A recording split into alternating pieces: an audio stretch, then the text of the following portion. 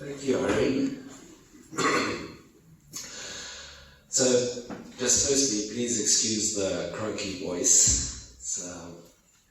There's a bit of a reverb. Is it supposed to be like that? Can you guys all hear me? Yeah. Okay, great. That's all that matters, really. Well, thank you for the opportunity, Irene, and nice to be with you guys again. Always a joy to connect with SASA and to share with you guys experience and, anything that can help your art careers along. Tonight we are going to be talking about pricing your art. I'll also look at several factors that influence the market value of your art. So I did bring notes along. Unfortunately, I don't have a slideshow for you tonight, but I'm going to kind of roughly just try and follow my notes, and then we'll see how we get along tonight. I need somebody to do a time check though, because you know me, once I get started. Okay, so you'll tell me when it is. How long do I have? It's not there. Oh, okay. Around about 8 o'clock. You see, my watch is already 10 minutes behind it. Okay. Alright, good. Tell me when we're getting close. Okay, good. It's a lot of reverb, hey? Maybe that's better. Can I say that? Yeah. Okay, great. Alright. Good. Okay, so as Irene has said, for those of you that don't know me, my name is Marc Alexander. I am a full-time artist. I also used to have the studio art gallery, so quite a lot of years in selling art. We represented some prominent artists in Cape Town and South Africa. We've now committed ourselves completely to the Alexander Arts Academy, which is an art school. I've got about 90 students, which I see every week, and I'm helping them along their creative journeys, helping mentor them into their art careers and so on. So I actually teach traditional technique and all of that, as well as encouraging them to participate in the art market and, just grow as artists. Okay, so just when we think off the cuff about pricing our art, you can go do a quick Google search and you will see that there are some formulas. You might find one that says, well, work out the square centimeters of your painting, and once you find the square amount, let's say it's a 50 by 40 square centimeter painting, you times the height by the width, come to 2,000, and then you give yourself a rate per square centimeter. So maybe it's R1.50. So at that rate, that painting should sell technically for 3,000 Rand. It kind of falls short a bit. I think that formula really only works in the context of doing a solo exhibition, or where you've got 30 or 40 artworks of varying slight sizes, just to be consistent across the board with your pricing. Maybe in that context it would work, but generally what would happen is that rate that you multiply usually starts on the higher end, and then of course you price yourself out of the market very quickly. Another way is to take your time, your materials, work out how many hours you spent on this thing, and then add your material cost and that type of thing, and then give yourself an hourly rate. Now that of course is very dangerous, because it's very easy to price yourself out of the market. I know from my own experience in 2010, I used to do very large close-up portraits of wildlife, 2 meters by 120 size canvases. And those type of paintings with the amount of detail would take me on average about 2 months to do. I could probably do it, well, I can do it right now in 1 week. So my time has become much quicker as my experience has grown and I've developed my technique and all of that. So you can't really charge the client for an experience. You see, it doesn't help saying, well, this painting took me 400 hours, therefore I'm charging 100,000 Rand or whatever the case would be. It doesn't quite work like that. Okay, but let's move on. We'll see a few other ways. I think a more sensible approach would be to kind of find artists that are more or less at your level, your skill set, maybe some of the subject matter, and because there are so many artists out there today, it shouldn't be too difficult to find somebody that's kind of operating where you're at, and then do a comparative pricing, so you know more or less at that price point. Like I said, yes, thank you, Irene. With my academy, I should stay behind the speaker. Oh, that's the problem. Okay. We do an annual exhibition. I like to tell my students they have an optional choice of putting artwork in. They don't actually. I strongly encourage them to participate. But it's always a thing before the opening of that show. You know, a lot of the students are beginners, total beginners that never exhibited before. Is that or something? Oh, is the other mic on? Is that what's okay.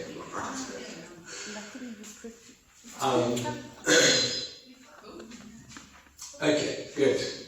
So we kind of go through this over and over again. So a lot of the students we've got about 90 students, as I've said, and many of them are beginners. You know, some of them can only afford the 3 hours a week with me to be creative. Others have the luxury of painting all day, every day, with no other responsibilities whatsoever, and kind of the rest will find their places in between that. Some of the students are already established artists, which means they're automatically going to come in at a higher price point. So it is kind of a challenge to say, you know, what is a fair price to ask when a collective like that puts their work together. I normally give them parameters. So I will say the high end should be for a student exhibition. For the past one, I would say, you know, 8,000 Rand for a small painting, 40 by 50 centimeters more or less, but it cannot be less than, let's say, 4,000 Rand. Now, of course, that needs to include a whole lot of other costs. It's got to be fair to the student. It mustn't end up costing the student money to put the work on the show. There's all kinds of costs, and let's quickly look at some of those. Sorry, just find my page here. Okay, I think I'm actually going to do better without these notes. They're really distracting. Okay, so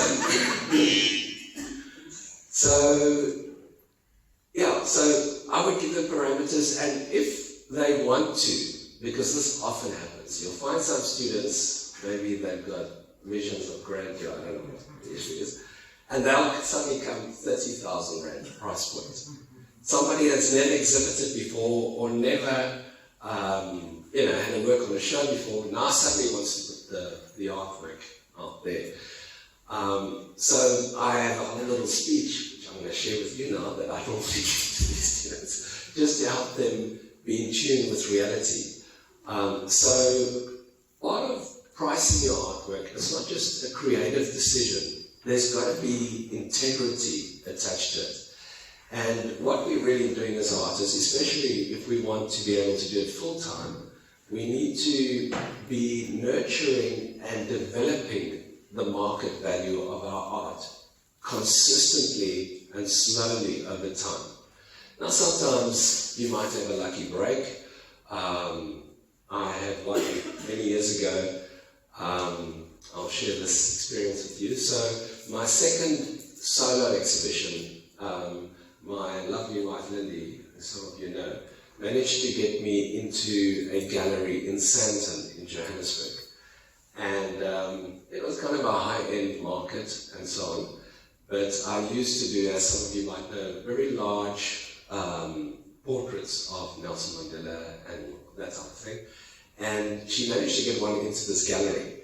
And I had just sold one at another gallery for about 30,000 Rand. And Lindy communicated to this gallery that this painting should be on at retail 30,000 Rand. So I thought, no. It needs to be lifted a little bit. So I went and saw the gallery curator person, and I said, I think it would be better if you made it 35, retail. So that was the Friday. On Monday, I got a call from the gallery, and they said, oh, congratulations, they just sold the painting. So I said, oh, good. So she asked me, where's the banking details? She wants now to do the transfer of the money, which doesn't always happen like that. That's good old days. Anyway, and I then understood from her that she actually sold the painting for 70,000 Rand, thinking I wanted 35,000 as my artist price, and the gallery commission is, the 100% markup, so 50% goes to the gallery and 50% goes to the artist. That was a lucky break, because that gallery then kind of bumped all my art, basically doubling the pricing.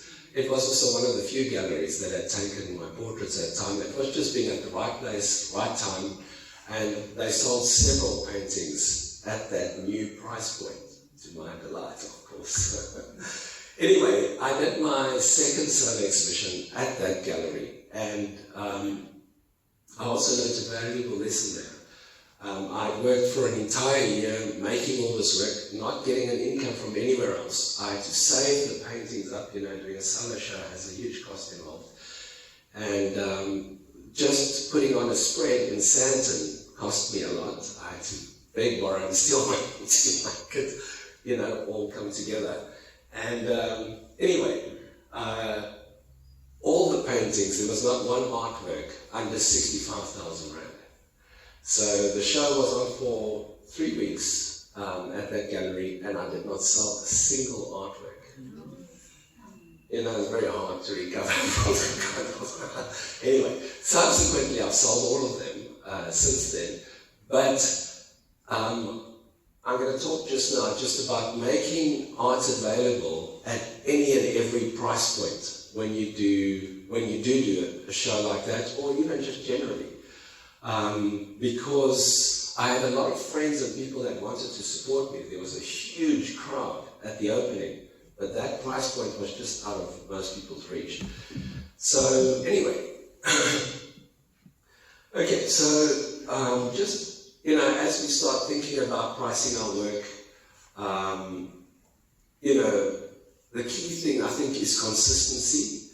And as you go, you're going to slowly find out what the market really is willing to pay for your work. You can't push it too high too quickly, because, it's like shooting yourself in the foot. If it's too high too quickly, people just are not going to buy that artwork. It's too expensive.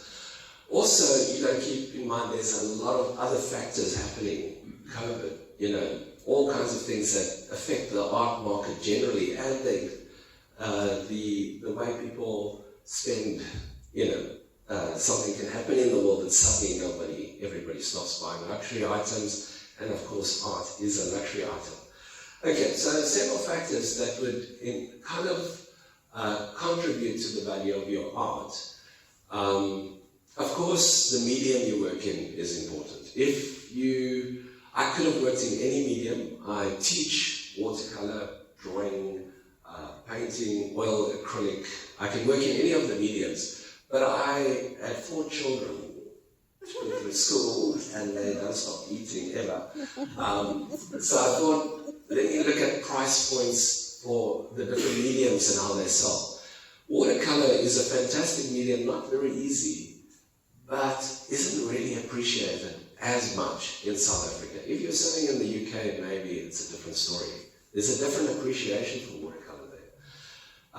Drawings, not so easy. There are a few artists, if you think of artists like Bashir, who can get 150,000 Rand for a pencil sketch. It can be done, but it's not easy. Charcoal, very expressive. You could probably get more for charcoal than for graphite because of the expressive nature of the charcoal. but oil paintings kind of do seem to take the higher prices generally. There is an exception. Of course, today acrylic paint has improved phenomenally. So you've got golden acrylics and Liquitex bringing out all these amazing acrylic paints, which sometimes cost more than the artist quality oil paints. But it's not often. As soon as people read acrylic paint, there's kind of a sentimental trigger with oil on canvas. If they read acrylic, somehow they just feel, oh, there's got to be less. Now, of course, Andrew Cooper, our local Cantonian artist, has kind of changed that a bit. Andrew obviously reaches in excess of 100,000 for acrylic paintings. I don't know necessarily if he did them in oil, if he would get more for them. I don't believe that might be the case.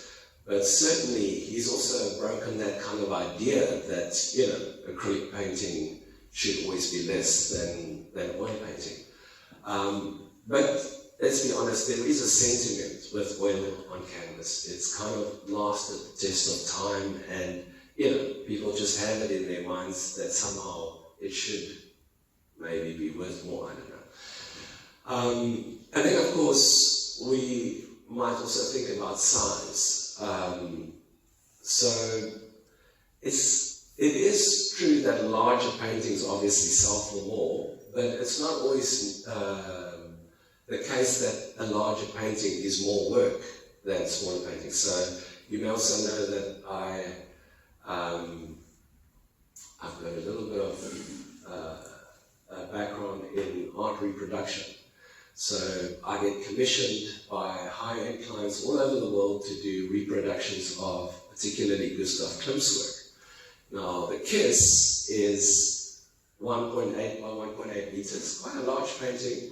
That literally takes me 350 to 400 hours to reproduce that. That's just because it's a very mechanical process. I've got to literally imitate the strokes and everything. That's what takes so long. It's obviously Klimt wouldn't have taken so long because he just went ahead and did it. Now the Kiss I've reproduced for different clients all over the world 8 times. When a client says to me, oh, that's very expensive for a reproduction, then I say, well, you know what you're getting.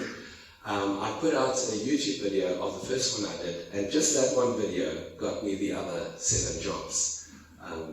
YouTube sometimes does a good thing.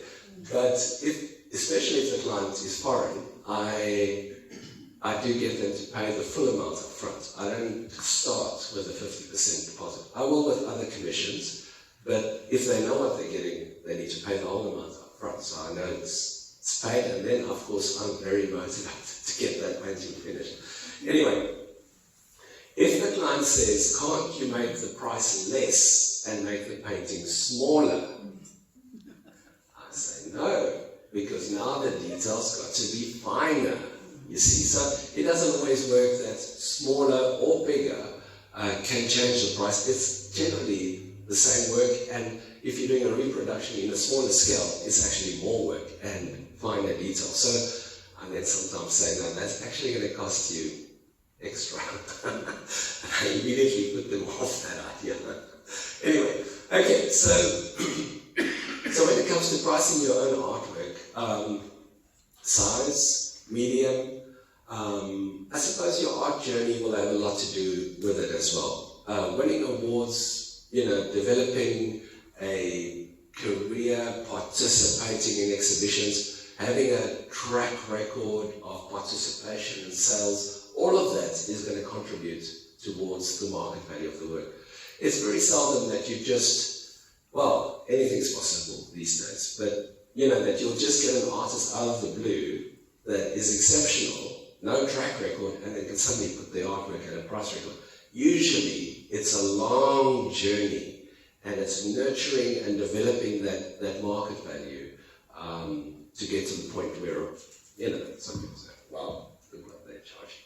Anyway, okay, I'm not saying people don't take chances, but very often, you know, there's a misconception as well about just pricing the art high, that, well, because it's expensive, everybody's just going to think it's brilliant. Some of my students have that idea. Anyway, Of course, that's not the case. If it's generally a student exhibition, people expect it to be kind of more or less similar pricing.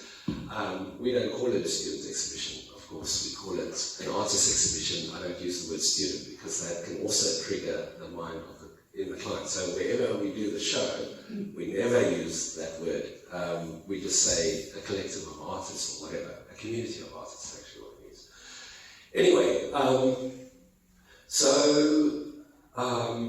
consistency kind of will help you. And a lot of artists, they really work against themselves in this area. Now, sometimes we've got to understand being an artist is not easy. And if you're the breadwinner or the family is dependent on that income, you can have downs where you haven't sold anything in 6 months. And now suddenly everything is a crisis and you've got to think about it. So I would just say, what we want to avoid is just a public perception that you are highly flexible with your market value. So if you say the artwork is 10,000 Rand, it's got to be consistently 10,000 Rand everywhere. So if people saw it on your website, it should be at 10,000 Rand. If they see it on a gallery's website, it should be 10,000 Rand. If the client phones you and says, oh, I saw your work in that gallery, how might I just buy it from you directly for 8,000 Rand? Beware, very often that could be the gallery setting you up, giving you a little test to see. You see, that is the demise of galleries these days, the fact that we have the internet and artists are directly approachable by the public. At the Studio Art Gallery, I had people, when I wanted to help them, and I'm a really helpful kind of guy, they would say, let me stop you just there. I never deal with galleries, I only work directly with the artist. And then they'd proceed to photograph the label of the artwork they're interested, and even in the gallery, they'll Google the artist, and by the time they're walking out, they're already speaking to the artist online. Now, we all live in this world, and we've got to all survive, so galleries understand this, happens a lot. But if the artist then came in the next day and said to me, I don't care what the reason is, they're taking that artwork. So usually when we take artwork on consignment, it's for a specified duration. If the artist, for any reason, unless it's really a legitimate reason, cuts that duration short, the gallery will blacklist you. They won't tell you to your face, but you're done. They won't work with you again. Because you see, you've undercut the gallery. It's a very, very unethical thing to do. It happens all the time. So I've got quite a blacklist.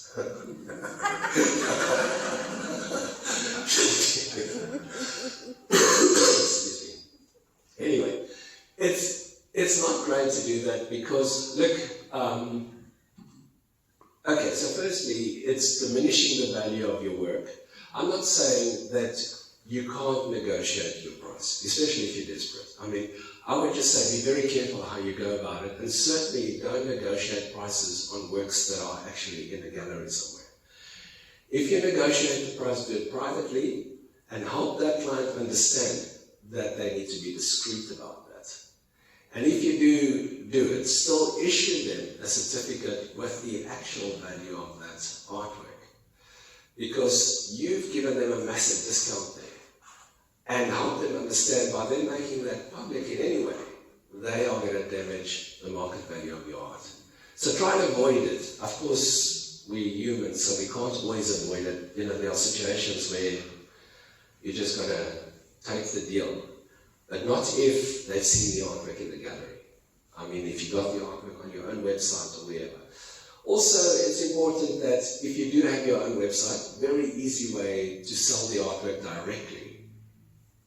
What a lot of artists don't realize is that there's actually quite a cost to selling art. I'm sure you guys will realize that.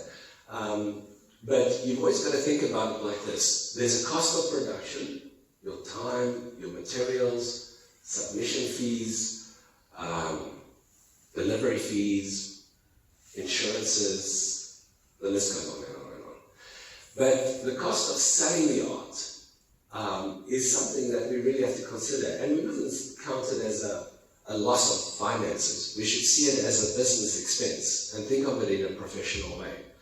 So galleries can obviously offer us, especially if we're not inclined to self-promote and market ourselves. And a lot of artists do struggle with that. Some, of course, are very good at it. But for the most part, we do need a little bit of help here and there. And galleries, certainly, curated spaces, can give your work credibility, like nothing else.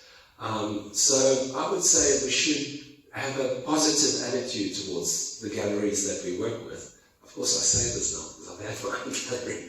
Prior to that, I started my own gallery because of all the trouble, not so much with the galleries I worked with in the past years, not so much because they weren't really doing what they were supposed to do, but when it came to paying and letting me know that they sold the work, and not all of them, but some of them, I really struggled.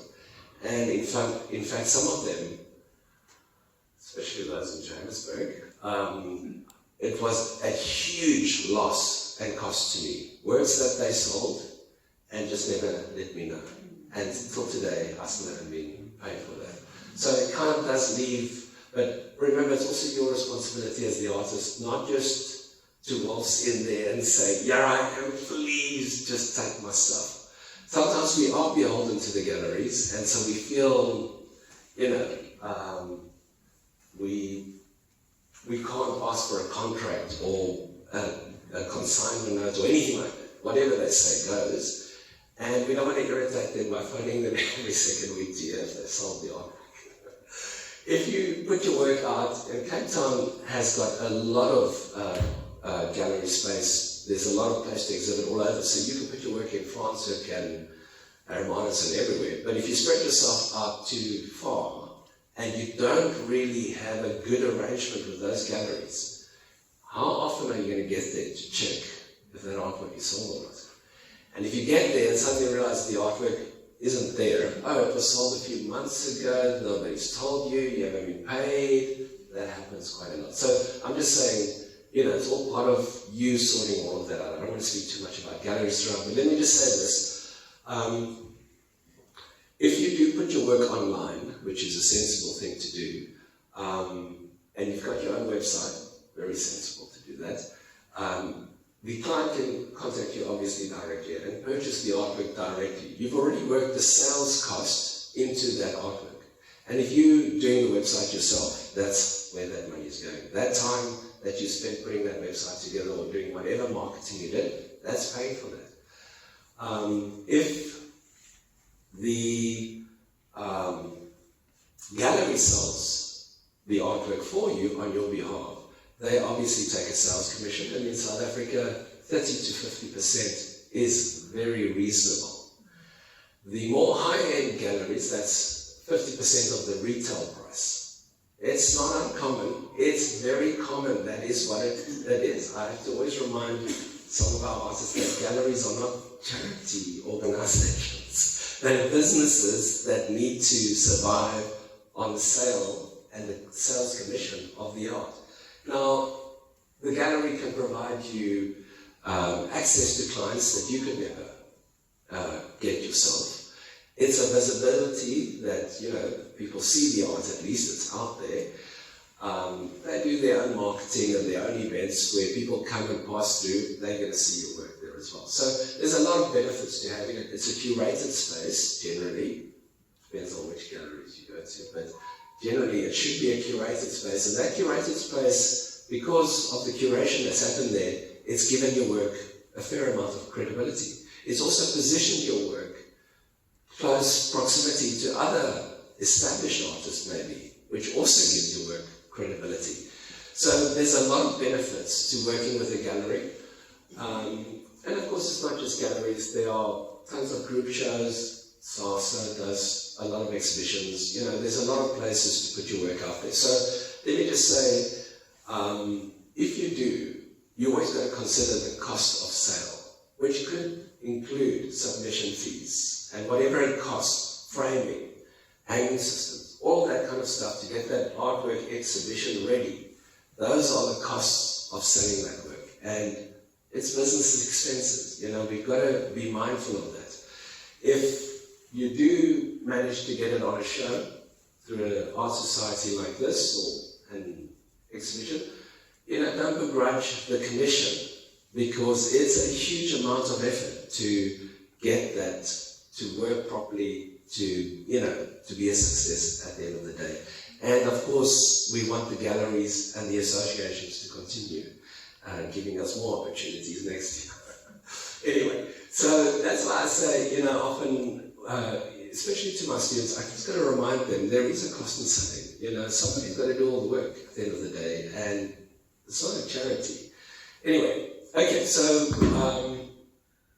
besides working with galleries, also remember that if you have put your work on various online platforms, Saatchi, Fine Arts America, the list is endless. I once Googled how many there are literally thousands of platforms, especially today, that you can put your work on.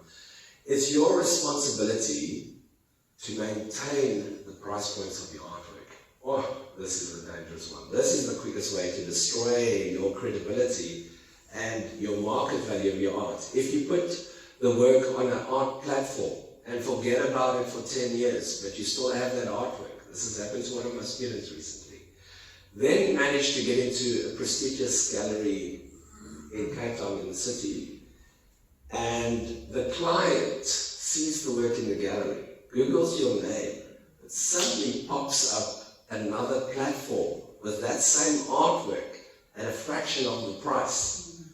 You know what that client does? Doesn't contact the artist, contacts the gallery, speaks to the owner.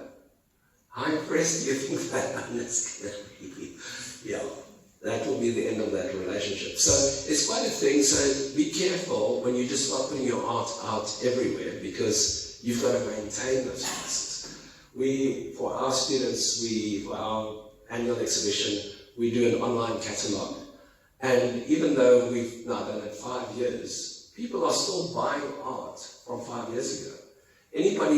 All the marketing that we do for next year's show still triggers sales for the previous years. But let one of those students just tell me they painted over that artwork, or the dog ate it, or they threw it in the trash, or they sold it long and just forgot to tell me. Yeah, I won't be impressed. You see, it's their responsibility to keep me up to date. If anything happens to that artwork, it's their property, not my property, but it's no longer available for sale. The client in the UK doesn't know that. The miracle that the client found that site, found that painting, and actually paid online for it. I don't like giving money back. If the student tells me that work is not available, I've got to then go through a whole rigmarole of reversing those funds. I don't like doing that. So I encourage the students to be diligent about that, and just to be aware that wherever they put that money out there, it's important to keep in mind. Okay, great. All right, that's enough. Let me see what else do I have. Yeah. So, okay, so marketing, of course, we're not going to do a whole thing on marketing tonight, but of course, a bit of marketing, putting yourself out there will increase the value of your art. If you're in complete isolation and nobody knows of you, how are the clients going to find you? If you do put yourself out there, it's obviously going to be more likely that somebody's going to stumble upon your masterpiece and purchase it. Let me just also say that a lot of galleries, if they're very prominent, established galleries, what you'll find is that the way that they kind of box an artist, if you just appear there, just don't go there without an appointment. But if you do finally stand in front of the gallery owner or curator or whoever's making the decisions, what they really want to know is, have you had a solo exhibition? A lot of galleries will create this huge divide between artists who have had a solo exhibition. By solo exhibition, I mean you're the only artist exhibiting 30, 40 artworks, same theme, not random stuff from a trick and So it's one body of work, a collective body of work with the same thing. Sorry. If you don't, what a lot of galleries, and this is just the way it is, they will kind of categorize you as hobbyist, not really serious. You know, yeah, today, gone tomorrow. Galleries are looking for long-term investments, artists that they can work with, artists who have worked out a process. Also, remember, galleries, you know, we don't like to be branded as artists because we're very rebellious, but branding is good marketing. You know, if I took an artwork to a gallery and they actually hung it on the wall, when they sell that and they contact me and they actually ask me to bring another piece, I dare not walk in there with something totally randomly different. They won't like it. So remember, the gallery, from their perspective, they have a market to cover. They'll include your art because they think it's covering a portion of the market that they don't have covered by the other artists there. And they want to be sure that when you bring stuff, it's going to fill that gap. You know, that they can keep selling more of the same, if you like. And I'm not saying it's going to be exactly the same, of course you understand what I'm saying, but it must not be totally random. It's got to be consistent. If you are the type of artist that like to experiment or whatever, I would say on your website, work in series. So you constantly contribute artwork to the series. And then you got that series, body of work, and maybe a different body of work.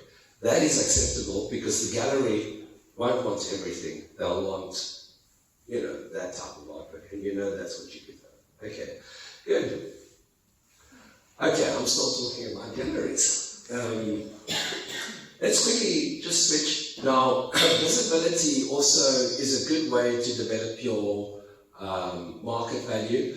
Like I said, and there's very many ways we can do it. Of course, winning the Portrait Award is a good way. Getting into those catalogs, all of that gives you huge credibility. So I would say, you know, anybody that wants to be an artist, participation is absolutely key. And it's hard for us because, you know, and deadlines, of course. But some of us do thrive under pressure. So, yeah, unrealistic deadlines, that's me. But nevertheless, so building up a repertoire, participating, you know, keeping a good record of where you've exhibited, which group shows you've been part of, all of that helps. It will kind of escalate over time and it will help you develop as an artist. Also, the more you exhibit, the more you actually get your work out there in the public domain. That's all the experience you need to start building that value. It's going to be consistent. So you'll only know really when you start selling a string of artworks at certain price points. Once the demand exceeds the supply, that's generally when we up the pricing. So now, let's say you start with one gallery, they sell one work maybe every 2 months, suddenly they're selling a work a month, and now suddenly you can't keep up with the demand because now you've got another gallery and you've joined SARS. So then you might up your pricing slightly, just to slow down the sales a little bit. It might not slow down the sales, but you can see how that works. So if the demand becomes a lot, and that means that your work is actually selling at that certain price point, then you push the pricing up. Also, remember, galleries with their experience in selling art, like that gallery in Johannesburg, they got a feel for it. You know, they could see, oh, that should be 70,000 Rand, not 35. And they were right. That price, 2 days later or a day later, somebody bought it at that price point. So, that's a concept like that, but anyway. But it's good to always get a feel from them, you know, like what they would suggest as a price point, especially if you've got a relationship with the gallery. You can just ask them honestly, do you think my art is too expensive or too cheap? I know many local artists who are asking way too little for their work. You see, they don't value it themselves. So they've kept it at the same price point for like the last 2 decades. They need to be upping it. And of course they can't keep up with the demand because it sells very quickly. But it's nice to have that as constant sell. Maybe that's why they're doing it. I don't know. Okay. Good. So I just quickly want to talk about ways that you can get yourself out there, but let me just quickly mention, we'll look at some South African examples now in a second in terms of this, but galleries are looking for consistency, and they want to know if they sell work that you can replace it, and that you're going to replace more of the same, and so on. But there is this term that's been floating around called blue chip artist. Have any of you heard of that? Oh, okay, it's got to do with the stock market, I think. I think that's where the term comes from, the blue chip stock, which refers to companies which are very stable. They've got a very good possibility on return on investment. And if you look into that, I would say that if you want to be an artist seriously, read up on how to become a blue chip artist. Now, normally, most blue chip artists have passed away, and that's what makes blue chip artists. But there are, because now there is really a limit to the amount of paintings they can make. But there are many living artists, and a case in point would be our Andrew Cooper. We once did a solo exhibition for Andrew Cooper at the Studio Art Gallery, and his speaker during the opening was actually his attorney. And I thought, wow, that's really unusual. Why would you get your attorney to do the opening speech of your exhibition? But then I realized what the relationship was. So Andrew Cooper, over the last 15 years, you'll see his artwork progressed very steadily from 20, 30,000 rand a painting to 150, 180,000 rand a painting. And the way he did that was by keeping this kind of blue chip concept in his mind. So his attorney held him accountable with his stock of original artwork, which they escalated at a certain percentage annually. You see, and once investors and people with money saw this, that this artwork is growing in value and it's recorded annually. 10 years' time, this thing is going to be, I'm just putting that out there, it's a very good idea. But you've got to be very consistent, there's ways to document that, and of course he and his attorney, I don't know after COVID if that is still the case, because we all had to make adjustments since COVID, but anyway, certainly a good idea to think that my art could potentially become an investment to somebody in the future if I'm careful about my market value and I look after it. And if I can record in some way that these artworks are escalating annually by whatever percentage it might be. Okay, that's just an idea. Okay, good. Now, just putting yourself out there in terms of visibility, of course, there's all the online things that we can do. But one of the key things, just in terms of your fine art, is multiplying yourself. So, of course, we are only human. Even with all the technology today, we can still only do so much. And but sometimes, if we just think slightly differently about things, we can do so much and have money to spare. It's not always about the money, but it's always about the money. Anyway, let me just say this. So I'm talking about reproductions and prints of your own work. Now, you guys know I'm very pro reproducing your work, and I've learned a great deal. There are many international artists who have actually excelled and become much more famous because they were very open to the idea of mass producing their work. I suppose you can call it commercialization, which, of course, as an artist, we don't want to hear that. But let's be real, I would rather sell prints and be able to do what I love than stop art altogether and go find a job that I might not enjoy as much. You guys see where I'm going with this. Anyway, so it's become much easier. We've got some great examples. If you think of Damien Hirst, Banksy, Shepard Fairey, these are international artists whose careers have been boosted, they become world famous because they embraced the idea of producing their work in print form on a much larger scale. So I'm talking about giclée prints or digital prints. It does mean that you've got to have a good quality image of the art, so you've got to have it professionally photographed or scanned in, and then to produce the art on archival papers so that they last, with archival inks that have got about a 200-year guarantee on color fastness and fade resistance, that type of thing. So it also becomes something, you see, when I did that show in Santon, I wish I had prints available for my friends and family to support me with. After that, every show, I started putting out prints, and that's kind of, made everything okay, because now everybody can support me if they want to.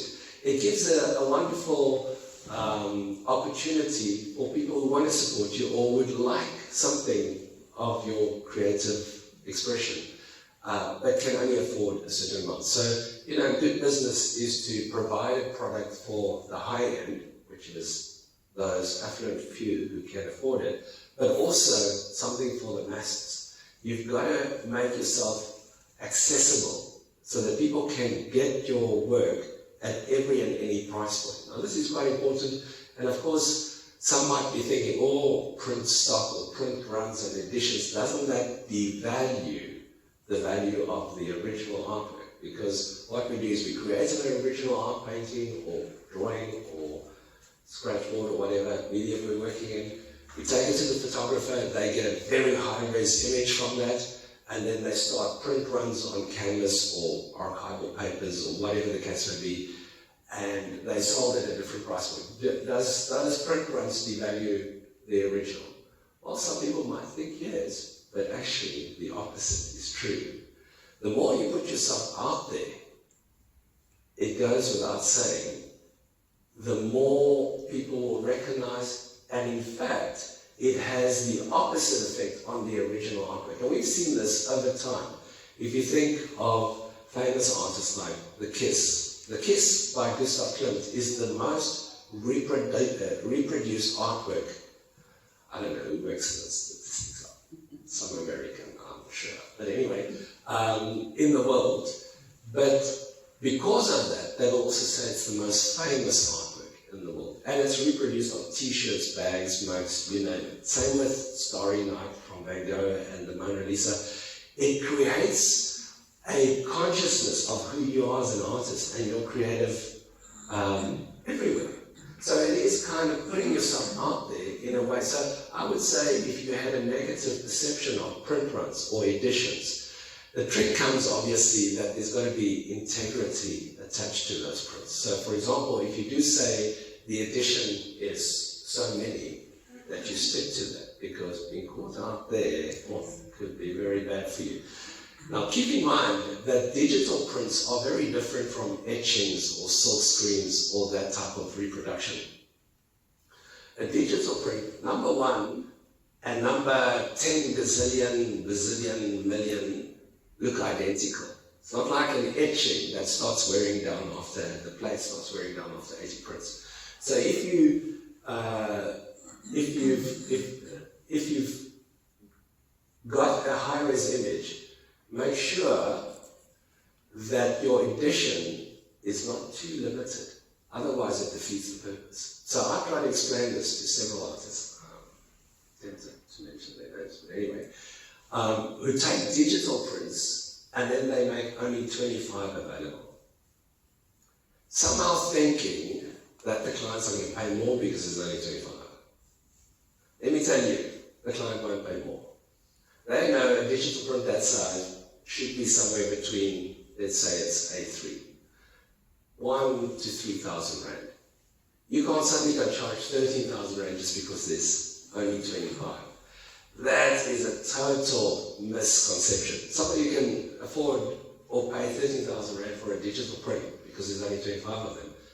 Might as well buy the original artwork. You guys see what I'm saying? So I started making, and I saw this also thanks to Bo and Bashir, because he did those beautiful pencil sketches, and I was in Johannesburg in Hyde Park, there's a gallery there. I saw Bo and Bashir print of a rhino with a baobab tree. You know those? Yeah. And I saw that it was 500. It was out of an edition of 500, and it was like 200 and something like that. And I just did a calculation in my mind, and I realized, he's probably sold the original for about 100K. And if he manages to sell this run of 500 prints, he's made 2.7 million.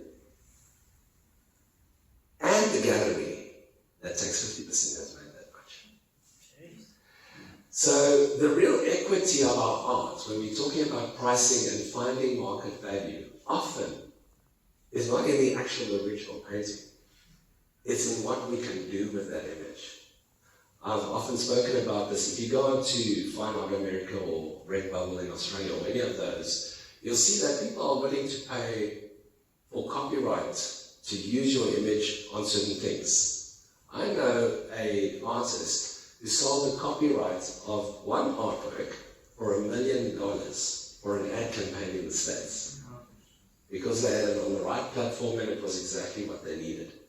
He still has the original artwork. You guys know, we're not going to talk about copyrights now, but the copyright of the artwork always belongs to you as the artist, even if anybody buys it. They may not put it on Facebook or print it on a book, even though they might have paid $100,000 for that painting. It's only when there's a legal document that you have given them rights that they may put that into any kind of reproduction, print form, or whatever.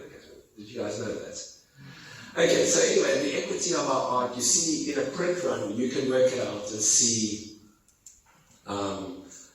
where the value lies, and also by doing that, you create passive income. So, I don't know if you guys are familiar with Donna McKenna. She's spoken here before, Donna.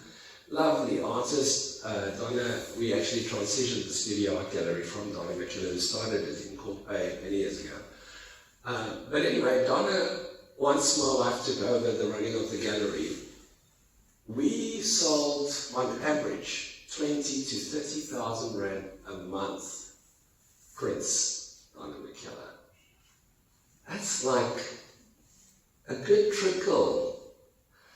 Andrew Cooper as well. Sometimes people would just buy a stack of them, and I'm thinking, actually, $2.5 grand a pop. And they're like small, gifts for the kids, whatever.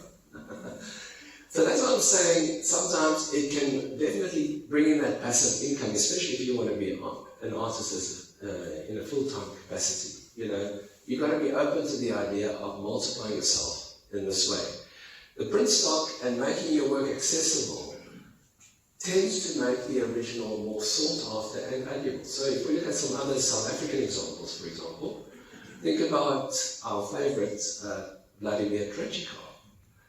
He did what no one else wanted to do, mass production. Oh, so kitsch. No museums wanted his art. I worked at the art museum. Sorry. They had a very negative attitude. But that idea that he had got him a beautiful home, Bishop's Court, wherever. And he was able to support his family in a good way. And often when I watch anything that's not anything and everything, but often things that are shot in the UK, you'll see, oh, there's the Blue Girl of Trechikov in the background. It's world famous, that artwork, because he put it out there. So what I'm saying is not all his artwork is as popular as that one, but how do you know which one is going to be popular unless you start putting it out there and see what is it that everybody's buying? The other artist who's done exceptionally well is Porci. That guy, say what you want, he's got an incredible business sense. He's found a market, and he's licensed out the rights to those paintings that he does, 5 a day, 900 in a year. That's what he told me once. I don't know if it's true. But you will find it on trays and fabric and mugs and anything under the sun. I mean, he's gone quite wild with it. But beautiful home in Stellenbosch, lives quite a good life, I think, through the print stock and the occasional sale of the originals. His originals, by the way, are very expensive.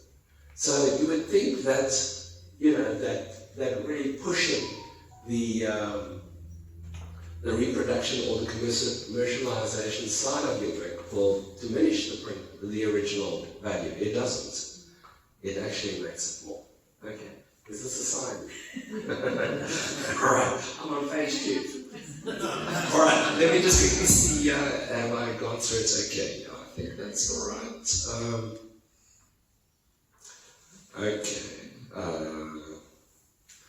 Yeah, there we go, already mentioned that. Okay, let me just quickly say in closing, because then we'll take a few questions. I always tell my community of artists that, when we put our art out there, whether it's on a show or a competition or whatever, and you're thinking about the pricing, if any of you submitted work to the Cecil Signatures, which is at Victoria Art Museum, and you went to the crypt, one of the key issues that they brought up was pricing the artwork. If they felt your art was overpriced, immediately it was out. And then they tried to explain emerging artists asking for a lot of money for whatever they're doing, which seemed unreasonable to those judges. Anyway, so that was a criteria in the competition. Just keep that in mind. Portrait award, don't overprice those work. I would rather caution on bringing it down slightly, because remember, anyway, we want to maintain market value, but don't push it too much, because they're just going to see the price. They're not going to know who you are, unless the judges have common sense. They should know who the established artists are in the country. Anyway, let's move on from that. What did I want to say now? I'm feeling the pressure here. So it's got to be fair. The pricing's got to be fair. It's not just about the intrinsic value, it's also about fairness to you. There's nothing worse than a gallery telling you, you've sold a piece, congratulations, and they paid the money over, but you feel the resentment in your heart because somehow you just feel you've lost. Yeah, this wasn't fair to me. It's got to be fair to you and reasonable. Like I said, you can't charge the client for inexperience. So it's got to be, understand where you are in your journey, in your development, and your skill set, and all of that, and charge the client then accordingly. The client just sees the end price, but it's got to be fair to them. You guys understand what I'm saying? It's got to be reasonable. So compare yourself with other artists kind of on your level. That's not always easy to find, but these days with the internet, it's not that hard. You've just got to do a little effort. And then it's got to be justifiable. You've got to, if you're putting your art at a high sales point, I don't mind students coming to me and saying they want 50,000 Rand for their entry to our annual exhibition. But the very next thing I'm going to tell them is, okay, I'm just going to go search your name quickly because I should see other sales or other artwork on the internet somewhere at that price point that you're asking for. If I don't, galleries do it as well. Whenever I've seen a new artist that's come to me, the first thing I do when that artist leaves, what do you think I do? I go check on the internet. Is that price point that they've told me, is it realistic? Or are they taking a fat chance here? You see, you have to, it's just good business to do that. I mean, you can't just take people's word at whatever, you take people's word, but you still got to go check. So if it's justifiable, meaning you've sold a lot of art, on the internet, a lot of galleries that sell work, they don't take the work off, they'll just mark it as sold, but you can see how much that work is sold for if you start getting to that point. So you've got to do maybe a search of your name and see, is there this consistency out there? If there's not, I would do everything I can to fix that, because that's going to be a struggle for you into the future. There's got to be integrity in your pricing and consistency in your pricing, which means wherever the client is seeing it, wherever the gallery is seeing it, if they're investigating whether your sales history is correct or not, it's got to be consistent. Your own websites could be your worst enemy. Just keep that in mind. Okay, so just as an encouragement, go and check it out. I'll just quickly leave you with 2 quotes.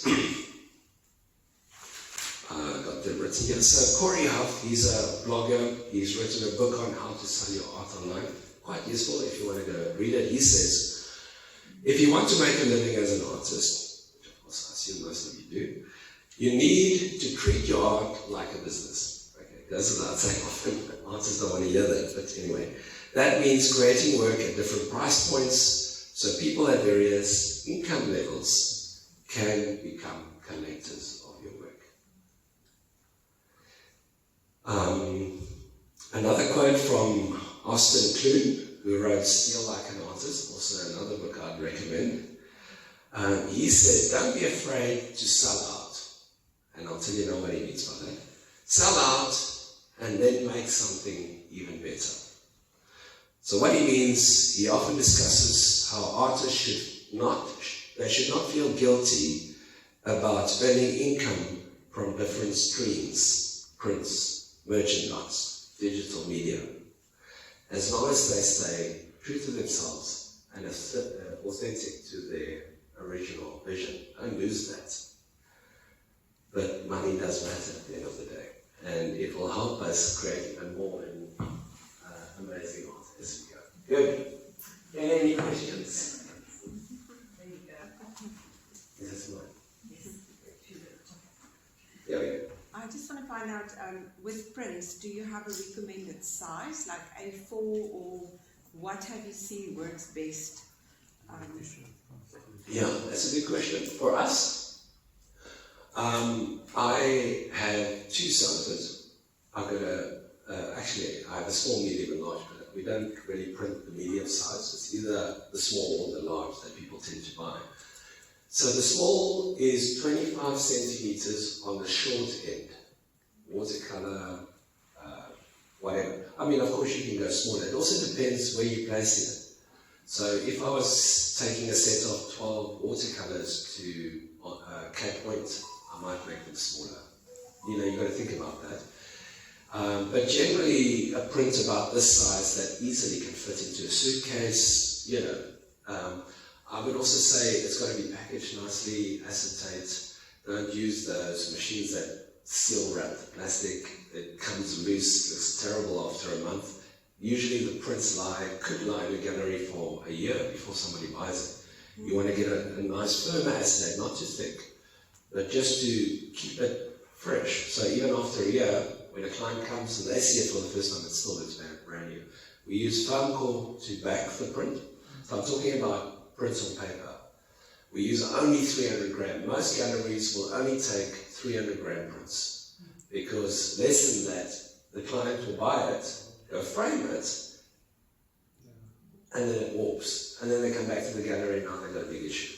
So all my students, which I train them how to do this, have their prints made on 300 gram Hahnemuller. You can choose the whiteness of the paper or the texture of the paper. Watercolor papers are also nice to print on. But then you back it with foam core, 3 or 5 millimeters, and you put acetate, stick it nicely so that you don't see it. And in the back, you can put your own details, your name, contact details if you want, website. The gallery will, most galleries will want it to be archival, so it's got to be done with 150 to 200 years on that ink. The guarantee has to be there. So you can put that guarantee in the back of your print already. Look at Andrew Cooper's work, go to wherever he's got his artwork, and then just see what he's done. Craig Ivel also does it. You can see he puts a nice, the certificate of authenticity is actually in the back of the print. But it says the archival paper, the ink is fade resistant and color fade proof for 200 years or whatever. So that size, the bigger sizes, but look, on your website you can give various size options. Remember, a high-res image is often not, it's not a good idea to take an artwork this size and blow it up.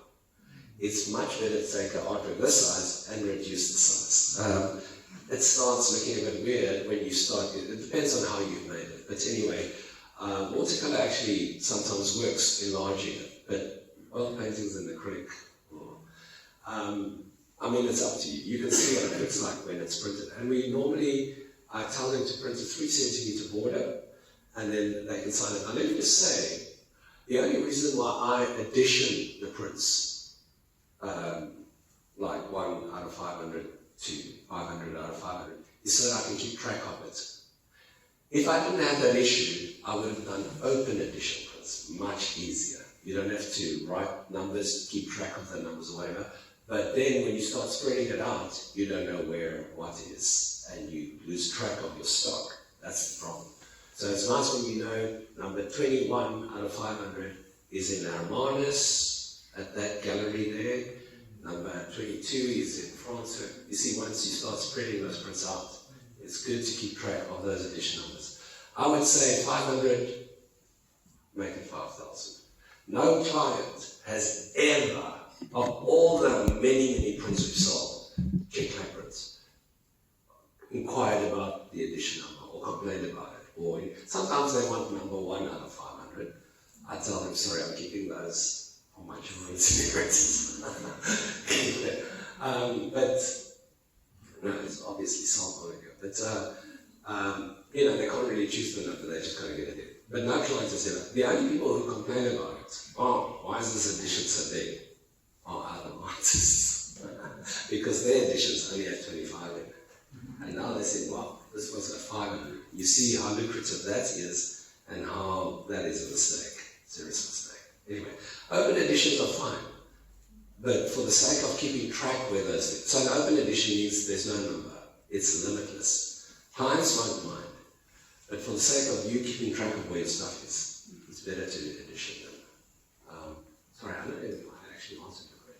Size. Alright, oh, size. Okay. Yeah, sorry. So 25 on the short side and whatever the long side is, with a 3 centimeter white border so that you can sign it in the white border. I also remove the signature, so the printer will clone the signature out, and then I write the signature in with a pencil. So it adds value to the print if you've signed it with a pencil. We see that with Trechikov's works. If it's signed with a pencil, you will pay 8,000 Rand for a very faded print of the Blue Girl if it's got a signature on. If it doesn't have a signed signature and it's got a printed signature, it's about 2,000 or 3,000 Rand for that same thing. Anyway. Any questions? Yes? So I just wanted to know what's your recommendation for the amount of print? You mean how big to make the edition? Yes. I would probably say not less than 500, but it's up to you. You know, if it was a silk screen or an etching, something that's going to deteriorate as you print, keep it small. That's why people kept it small back then.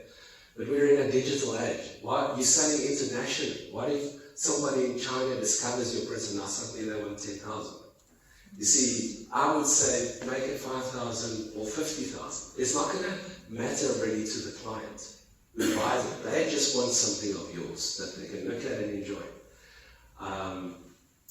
Yeah, so I would say don't worry about the edition of digital prints, because the first and last one, however big the edition, but if we understand that that's going to give you more exposure, make your work more accessible to much more people, why limit it to 25 or 50 or 80?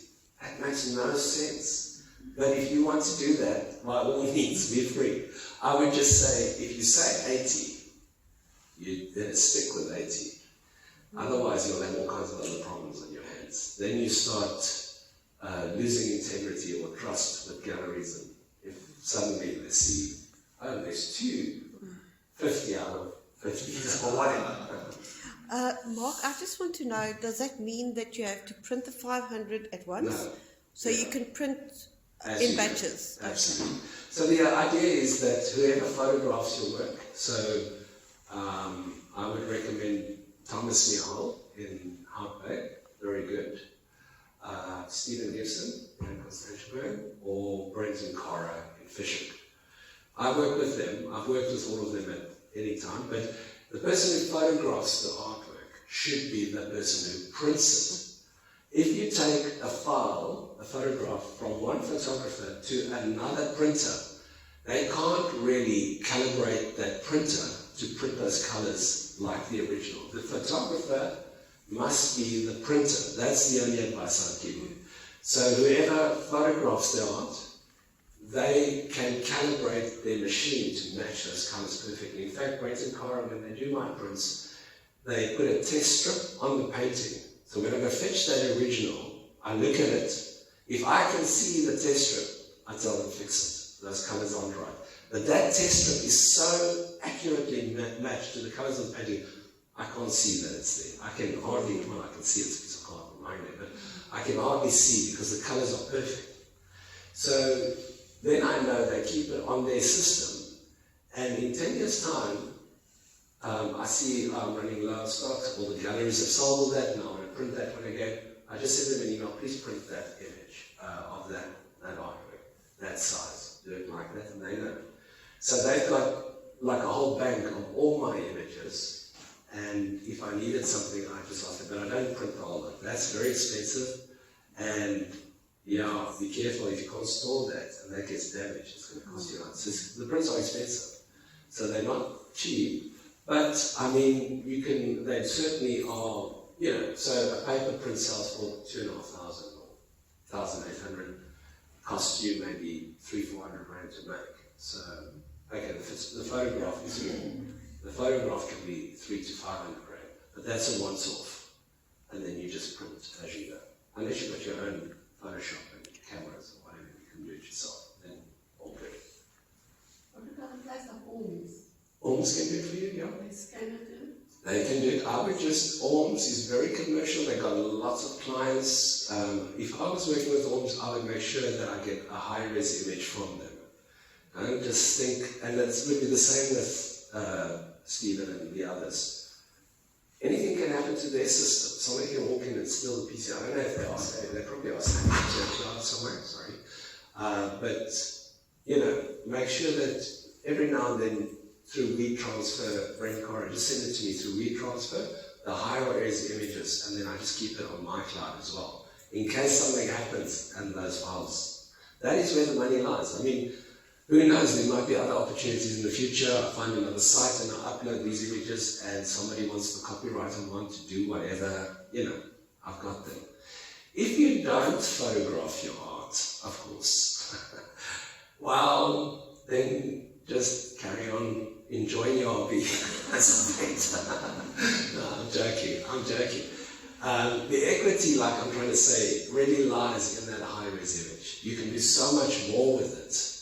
But if you don't photograph the art properly, once the client has bought that painting, if you go and approach that client and say, oh, I just want to borrow that painting to take a photo, they are not going to give it to you and they won't like that. You've got to make sure that you photograph that thing before it's hit that gallery wall. And sometimes that's very stressful. And, the mission around deadlines and all of that, now you're still going to wait for the photographer to do their thing. Anyway, but it's all worth it. In our previous show, I encouraged all the students to make prints of the artwork. So at our annual exhibition, our community of artists can make up to 6 artworks each. I showed them how to do the print stock if they want to, and a lot of students did produce prints of their works, and we did sell a lot of the prints. So it was either originals or prints, and the prints all had to be the same format. So that's very neat. The clients can come in, they can see, 6,000, the same image, 2,000 for the print. Let's rather take that. Sometimes if the print is more than the original, that's a bit of a problem. Let's go with Clary. Yeah, I just want to know, in terms of increasing your prices, if Yes. you're selling consistently, Yes. what kinds of increments would you be increasing annually? That does depend. You got to obviously, if you've got work in a gallery, you'd have to do it in consultation with the gallery. But I would say, yes, if you could push it to 10% a year, but that is pushing it. But that is consistent. If you can maintain that, of course, the investment potential of your art, and those who are interested in that sounds very good to them. You know what I'm saying? But you've got to think about it. I mean, you've got to see if your work is already too high. You might need to just camp there for a bit and then put it up. So you'll know, once you can't keep up, and when I say can't keep up, I don't mean I've got 20 artworks out there, some are on shows and competitions and whatever. I don't mean that kind of, I actually mean sales. You can't keep up with replacing the work that's actually sold. Yeah, that's a very good sign that your pricing should go up. Just one other question. If you're selling at different places that take different kinds of commission, Yeah, how do you price your work? the same. So that there's consistency. The same. If my artwork is 10,000 Rand, irrespective of what anybody's commission or cost is, the artwork stays 10,000 Rand across the board. So not just because, okay, look, there are other things, like some galleries will compensate you for the framing of watercolors and sometimes paintings as well. That you work out with the gallery. But if I got that piece at this gallery that takes 30%, or let's say at this gallery that takes 50%, and then I put it on Salsa that only takes 30%, it's got to be the same price. You can't drop that price because this commission's less. That's what I mean by consistency. You've got to keep your market value, you protect at all costs. As soon as you start, especially if you do that publicly, then you're going to go backwards. Who else? Regarding the discounts, people always want to haggle when they buy art. Yeah. What would be a decent discount where the client would be happy, but you don't earn disrespect? Good question, very good question. The toffee apple of friends and family buying your art. Friends and family, always want everything for free, I tell you. Anyway, okay, so from a gallery perspective, if I bought a new artist on, this is one of our contract points, discounts. So as a norm, we don't offer discounts. The price is a fair price. So I always tell clients, I don't care where they come from in the world, we work on a fair price system. But if I sense that they're serious about this artwork and that discount is going to make a difference between them actually buying it or not, so you've got to use a bit of discernment there. You don't just off the cuff tell them this artwork is negotiable. Goodness, that's the beginning of the end. So I would have already pre-arranged with the artist that we could offer 5% off the retail value, but never lower than 10%. So sometimes, some clients, they're going to push it to 10%. But if you start with 5% and not 2%, and I also, if the gallery is any good, even if you've agreed with them prior that they can go 5 or 10, the gallery still has to phone you in front of the client. So we would always say, then you just speak to the artist and see if they'll agree to a 5% drop. So that otherwise, the client thinks, you know, a lot of people have this idea that galleries just inflate the prices and everything is subjective and highly flexible. It's not. We've got a very specific relationship with the artist. We've already agreed on a fair price, and now you're wanting to disrupt that agreement. So I've got to respectfully contact the artist, and if they'll agree to 5, or maybe 10% if they are very pushy. So that's kind of the best way to do it. If it's friends and family, I mean, my brother comes along and he's just got a way of getting things for free. You know, they work all kinds of guilt maneuvering and what else. Anyway, if it's friends and family, again, I mean, you can give your stuff to whoever you want. It belongs to you. But if you're serious about your career as an artist, you've just got to say, I mean, if you give somebody a painting as a gift, you don't have to go make that public. You know, it's a blessing to them that they received it. But if somebody hackles you down or like, oh, I love your art, but, you know, that 30,000 Rand painting, I only have 3,000 Rand. That's all I can afford. You know, if you really want to give it to them, that's fine. But then you've got to ask them to just be discreet about it, you know, not to go put it on Facebook, look what I got for 3 grand. Okay, does that answer that question? So it's your property, obviously, but a market value is very hard to establish actually, and especially for us creatives. You know, we don't want to think about all this stuff, but you've got to protect it, you've got to work it slowly, and you'll see in a few years' time, people will accept what you're asking because it's been a steady growth and it's reasonable, justifiable. Anybody Googles your name, oh, that is the price point of the art. Oh, I see, prints are that, originals are that, and so on. Good. Any further questions? Are we ready for a cup of tea? Thank you very